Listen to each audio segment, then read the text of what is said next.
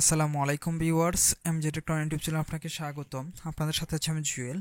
আজকে আপনাদেরকে দেখাবো ট্রাস্ট ব্যাংকের ট্রাস্ট মানি অ্যাপে কীভাবে আপনারা রেজিস্ট্রেশন করবেন বা অ্যাকাউন্ট তৈরি করবেন। তো এটা করার জন্য আপনার কিছু ইনফরমেশন প্রয়োজন হবে, সেগুলো আমি বিস্তারিত আমার ভিডিওতে দেখাবো। তাহলে চলুন কথা না বলে এই ভিডিও শুরু করা যাক।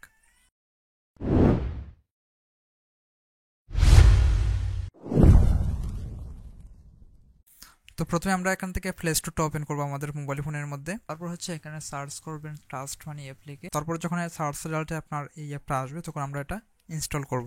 ইনস্টল করার পর আমরা এটা ওপেন করব। তো ওপেন হওয়ার পর এখানে দেখতে পাচ্ছেন প্রথমে এখানে ইউজার আইডি, তারপর হচ্ছে পাসওয়ার্ড, তারপর হচ্ছে লগইন। তো এটা হচ্ছে যে আপনার অ্যাকাউন্ট তৈরি করার পর আমরা এই প্রসেসের মাধ্যমে এখানে লগইন করব। যেহেতু আমরা এখনো অ্যাকাউন্ট তৈরি করিনি, সেক্ষেত্রে আমাদেরকে রেজিস্টার করতে হবে।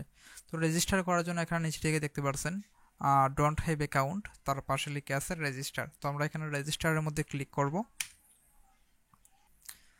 রেজিস্টারের মধ্যে ক্লিক করার পর এখানে দেখতে পাচ্ছেন দুইটা অপশন আছে, একটা হচ্ছে অ্যাকাউন্ট নাম্বার আর একটা হচ্ছে কার্ড নাম্বার। তো এটা এই দুইটা হচ্ছে আপনার অ্যাকাউন্ট তৈরির একটা প্রসেস। আপনি যদি আপনার কার্ড দিয়ে আপনি অ্যাকাউন্ট তৈরি করেন, তো সেক্ষেত্রে আপনার কার্ডের ইনফরমেশন প্রয়োজন হবে। আর যদি আপনার অ্যাকাউন্ট নাম্বার দিয়ে অ্যাকাউন্টটা তৈরি করেন, সেক্ষেত্রে আমরা অ্যাকাউন্টের নাম্বার দিয়ে এখানে অ্যাকাউন্টটা তৈরি করতে পারবো, এবং সাথে লাগবে আপনার ইমেল অ্যাড্রেস, ফোন নাম্বার, আরও কিছু লাগতে পারে। এটা আমরা ওপেন করার পর বুঝতে পারবো। তারপর আমি অ্যাকাউন্ট নাম্বারের উপর ক্লিক করব। অ্যাকাউন্ট নাম্বারের উপর ক্লিক করার পর এখানে দেখতে পাচ্ছেন অনেকগুলো অপশন আছে। প্রথমেই প্রয়োজন হবে আপনার মোবাইল নাম্বার। এটা অবশ্যই আপনার ব্যাংকের সাথে যে নাম্বারটা অ্যাড করা আছে এই নাম্বারটা এখানে দিবেন। তারপর হচ্ছে ইমেল অ্যাড্রেস, তারপর হচ্ছে অ্যাকাউন্ট নাম্বার, এবং তারপর যেটা এটা হচ্ছে খুবই গুরুত্বপূর্ণ একটা বিষয়, এটা হচ্ছে সিকিউরিটি আনসার। তো আপনি যদি আপনার পাসওয়ার্ড কোনো কারণে ভুলে যান, তো সেক্ষেত্রে আপনি এই সিকিউরিটি আনসার দিয়ে আপনার অ্যাকাউন্টের যে পাসওয়ার্ডটা পরিবর্তন করতে পারবেন ইজিলি, এবং বিভিন্ন ক্ষেত্রে আপনার এটা প্রয়োজন হতে পারে। তো আমরা এখানে প্রথমে আমাদের মোবাইল নাম্বারটা এখানে দিয়ে দিব।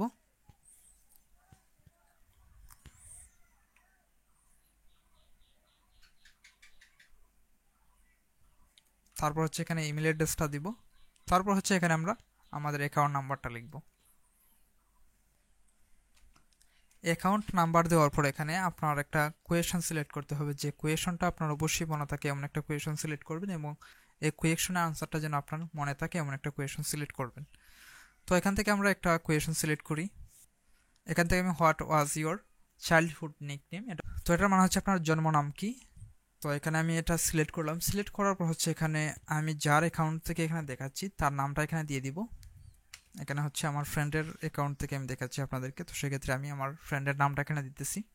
এটা দেওয়ার পর এখানে দেখতে পাচ্ছেন দুইটা অপশন আছে হচ্ছে ওটিপি পাওয়ার জন্য, একটা হচ্ছে এসএমএস, একটা হচ্ছে ইমেল। তো সেক্ষেত্রে আমি এখানে এসএমএসটা সিলেক্ট করব। এখানে এসএমএসটা সিলেক্ট করলাম। সিলেক্ট করার পর এখানে আমি সাবমিটের মধ্যে ক্লিক করব। সাবমিটের মধ্যে ক্লিক করার পর দেখতে পাচ্ছেন OTP for registration, please wait while we verify your email or phone number. তো আপনারা আপনাদের মেসেজের যে অ্যাপটা আছে এই মেসেজ অ্যাপে চেক করে দেখবেন যে আপনার ওটিপিটা চলে যাবে।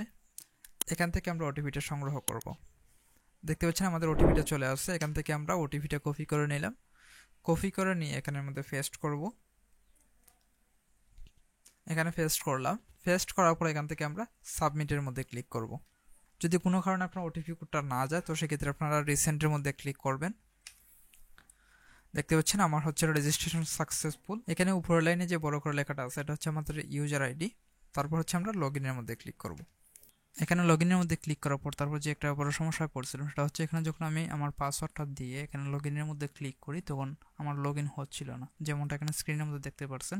তারপর যখন আমি এই বিষয়ে একটু কাটাকাটি করি এবং জানতে পারি যে এখানের পাসওয়ার্ডটা আমাদেরকে তাদের যে হটলাইন নাম্বার আছে সেই হটলাইন নাম্বার থেকে যোগাযোগ করে নিতে হবে। তো সেক্ষেত্রে আপনারা এখানে আমার স্ক্রিনে দেওয়া হটলাইন নাম্বার থাকবে, এই হটলাইন নাম্বারে কল দিবেন। কল দেওয়ার পর তাদের কাস্টমার কেয়ারের সাথে কথা বলার জন্য আপনাকে প্রথমে আপনার বাসা সিলেক্ট করতে হবে। বাসা সিলেক্টের জন্য তারাই আপনাদেরকে বলে দিবে যে আপনার 1 অথবা 2-র মধ্যে প্রেস করা উচিত। আপনার ফোনের কিপ্যাডটা ওপেন করবেন, তারপর তারা যেটা বলবে এটাতে আপনি ক্লিক করবেন। তারপর হচ্ছে তারা বলবে আপনাকে 0-তে প্রেস করেন তাদের কাস্টমার কেয়ারের সাথে কথা বলার জন্য। যখন আপনি 0-তে প্রেস করবেন তখন তাদের সাথে কানেক্ট করে দিবে। কানেক্ট করার পর আপনি আপনার অ্যাকাউন্ট সম্পর্কে বলবেন যে আমার পাসওয়ার্ড প্রয়োজন। তখন তারা একটা সংক্ষিপ্ত ভেরিফিকেশন চাইবে, যেমন আপনার এনআইডি কার্ডের নাম্বার, তারপর আপনার ব্যাংক অ্যাকাউন্ট নাম্বার, তারপর হচ্ছে আপনার মা বাবার নাম। এগুলোর মাধ্যমে যখন তারা বুঝতে পারবে আপনি ওই ব্যাংকের অ্যাকাউন্টের মালিক, তখন তারা আপনাকে একটা পাসওয়ার্ড পাঠাবে এসএমএস এর মাধ্যমে, এবং এই পাসওয়ার্ডটা আপনারা সংগ্রহ করবেন। এখানে দেখতে পাচ্ছেন আমার কিন্তু পাসওয়ার্ডটা চলে আসছে। এখন আমি পাসওয়ার্ডটা সংগ্রহ করব। পাসওয়ার্ড পাওয়ার পর এখান থেকে আমি আমার পাসওয়ার্ডটা লিখলাম, লিখে তারপর আমি লগ ইনের মধ্যে ক্লিক করব।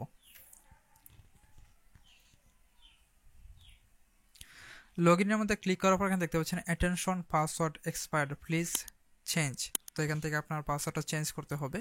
এখন আমি চেঞ্জ পাসওয়ার্ডের মধ্যে ক্লিক করব। চেঞ্জ পাসওয়ার্ডে ক্লিক করার পর এখানে দেখতে পাচ্ছেন তিনটা অপশন আছে। এটা হচ্ছে কারেন্ট পাসওয়ার্ড, তারপর হচ্ছে নিউ পাসওয়ার্ড, তারপর হচ্ছে কনফার্ম পাসওয়ার্ড। তো তারা আমাদেরকে এসএমএস এর মাধ্যমে যে পাসওয়ার্ডটা দিয়েছে সেটা হবে কারেন্ট পাসওয়ার্ড। তারপর হচ্ছে আপনার নতুন যে পাসওয়ার্ড সেট করবেন সেই পাসওয়ার্ডটা এখানে দিবেন। তারপর হচ্ছে আবার কনফার্ম পাসওয়ার্ড, এখানের মধ্যে সেম পাসওয়ার্ডটা দিবেন।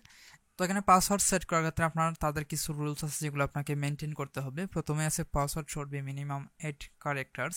তো আপনার সর্বনিম্ন 8টা সংখ্যার পাসওয়ার্ড দিতে হবে, মানে 8 অক্ষরের পাসওয়ার্ড দিতে হবে।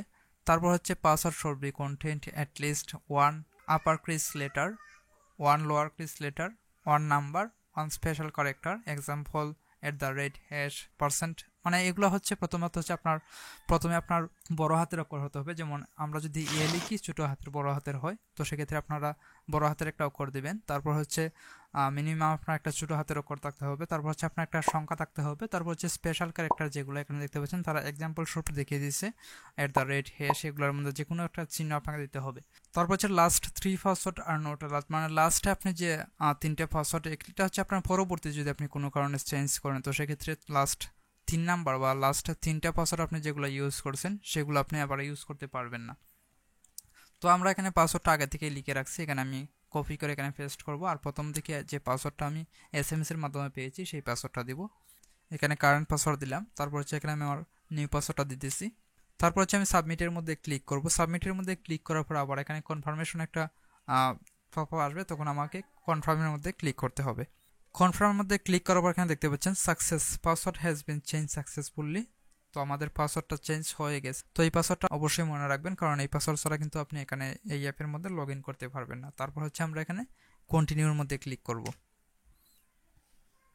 কন্টিনিউর মধ্যে ক্লিক করার পর এখানে দেখতে পাচ্ছেন গুগল সেভ, মানে আপনি চাইলে আপনার গুগল অ্যাকাউন্টের মধ্যে একটা সেভ রাখতে পারেন। যখনই আপনি আপনার মোবাইল থেকে লগ ইন করতে চাইবেন তখন আপনার পাসওয়ার্ডটা লিখতে হবে না, এখানে অটোমেটিকলি গুগল থেকে আপনার পাসওয়ার্ডটা অটো ফিল আপ হয়ে যাবে।